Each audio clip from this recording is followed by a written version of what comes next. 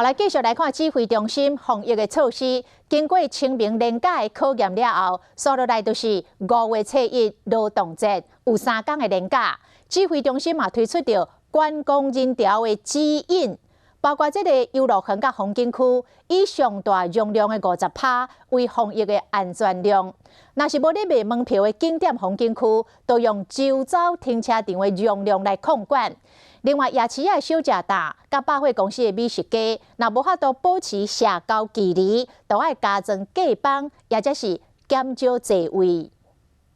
这里是要让它顺畅的，是这里管制。宁夏夜市的边啊有围封锁线，就是要甲病毒挡在门外。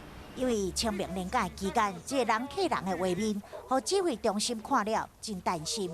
做这个单一方向的路线来进行。双出入口的话，可能它可以东边进，然后西边出，然后反而减低它在那个场域里面绕行的这样的一个时间。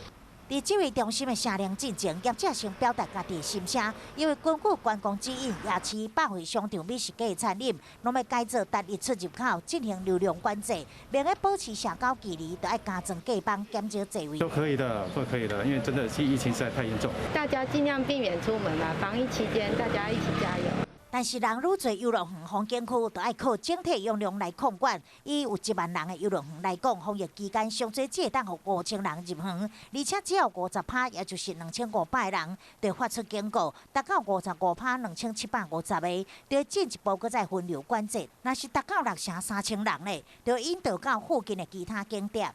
包括在道路的系统提供这个用路人，这个量已经快接近这个超过标准。